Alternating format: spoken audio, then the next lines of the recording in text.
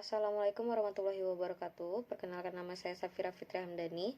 Saya dari kelas Hukum Tata Negara A dengan NIM 11904206606. Di sini saya akan mempresentasikan makalah atau PPT yang berjudul Advokasi dan Bantuan Hukum.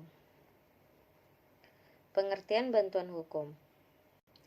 Bantuan hukum adalah rencana yang diterima di bawah pelayanan profesi hukum yang memungkinkan untuk memastikan bahwa tidak ada seorang pun yang dikecualikan dari hak menerima nasihat hukum, atau jika memang dirasa perlu kuasa hukum dalam pengadilan atau pemeriksaan didasarkan pada alasan kurangnya sumber daya keuangan, maka diberikanlah bantuan hukum. Menurut Roberto Concepcion, bantuan hukum adalah pengungkapan yang umum yang digunakan untuk menunjuk kepada setiap pelayanan hukum yang ditawarkan atau diberikan. Ini terdiri dari pemberian informasi atau pendapat mengenai hak-hak tanggung jawab dalam situasi tertentu, sengketa, litigasi, atau proses hukum yang dapat berupa peradilan, semi peradilan, atau yang lainnya. Bantuan hukum terdapat pada Undang-Undang Nomor 16 Tahun 2011 tentang bantuan hukum, yaitu jasa hukum yang diberikan oleh pemberi bantuan hukum secara cuma-cuma kepada penerima bantuan hukum. Undang-Undang Nomor 18 Tahun 2003 tentang advokat, bantuan hukum adalah jasa yang diberikan oleh advokat secara cuma-cuma kepada klien yang tidak mampu. Bantuan hukum secara cuma-cuma adalah jasa hukum yang diberikan advokat tanpa menerima pembayaran honorarium, meliputi pemberian konsultasi hukum, menjalankan kuasa, mewakili, mendampingi, membela, dan melakukan tindakan hukum lain untuk kepentingan pencari keadilan yang tidak mampu.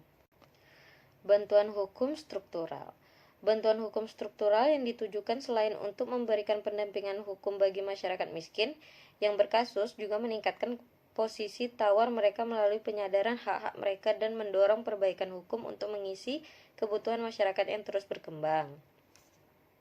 Berkaitan dengan status mereka yang miskin, sistem bantuan hukum yang dibangun oleh negara juga tidak berpihak kepada masyarakat miskin yang harusnya menjadi sasaran bantuan hukum. Negara dinilai pasif dalam hal pemberian bantuan hukum bagi kelompok masyarakat miskin ini. Bantuan hukum dikonstruksikan dalam berbagai perundang-undangan hanya berfungsi jika masyarakat berhadapan dengan hukum di pengadilan. Bahkan dalam kasus pidana, hanya yang diancam hukuman 5 tahun atau lebih yang bisa mendapatkan bantuan hukum yang mereka butuhkan tanpa diminta. Pasifnya negara dalam memberi bantuan hukum kepada masyarakat miskin dapat kita lihat dari kasus yang menggemparkan masyarakat pada tahun 2009, yaitu kasus pencurian kakao oleh Nenek Minah. Nenek Minah seorang perempuan tua yang dituduh mencuri 3 kakao perusahaan perkebunan, mengikuti proses peradilan tanpa didampingi oleh seorang pengacara, dan dia terpaksa mengeluarkan uang sendiri untuk biaya transportasi dari rumahnya ke pengadilan yang melebihi penghasilannya sehari-hari. Nenek Minah mengaku kepada wartawan bahwa dia tidak didampingi pengacara karena tidak tahu apa itu pengacara. Menurut Komisi Pemberdayaan Hukum bagi Orang Miskin, setidaknya ada 4 miliar penduduk dunia yang hidup di luar atau dikecualikan oleh sistem hukum. Bahkan di negara maju seperti Amerika Serikat, pandangan bahwa hukum tidak bisa menjangkau seluruh masyarakat. Ini dikemukakan oleh Presiden Jimmy Carter 3 dekade yang lalu.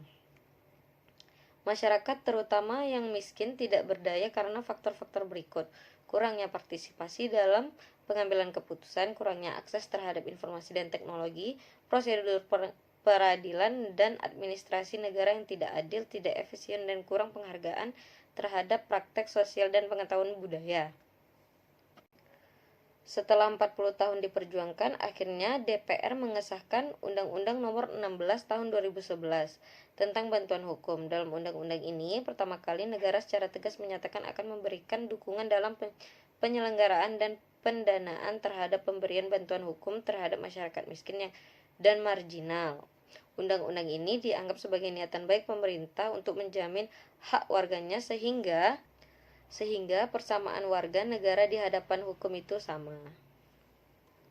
Todung Mulya Lubis mengkritis bentuk bantuan hukum yang bersikap tradisional dan individual dengan mengemukakan sejumlah kelemahannya, yaitu bantuan hukum yang bersifat tradisional dan individual hanya bersifat mengobati, tetapi tidak mencari dan menyembuhkan penyebab penyakit tersebut, di mana masyarakat sebelumnya telah diasingkan dari hak-haknya sendiri. Sistem hukum yang ada masih menunjang bentuk-bentuk bantuan hukum tradisional dan individual, di mana proses penyelesaian hukum masih berkisar pada pengadilan dan proses beracaranya yang di dalamnya bersifat kekotaan, jadi tidak di desa. Terlalu terikat pendekatan-pendekatan hukum bukan bagaimana membantu penyelesaian secara tepat atau mengatasi konflik. Masih berjalan sendiri, tidak bekerja sama dengan organisasi bantuan hukum, padahal organisasi bantuan hukum itu dianggap paling cepat menyelesaikan konflik. Belum mengarah pada terciptanya gerakan sosial di mana gerakan bantuan hukum dikaitkan dengan power rescue, sehingga posisi masyarakat akan lebih kuat dan mempercepat penyelesaian konflik di pusat pinggiran. Sekian dari presentasi yang saya dapatkan. Bila ada kekurangan atau kesalahan mohon dimaafkan. Wabillahi taufiq wal hidayah. Wassalamualaikum warahmatullahi wabarakatuh.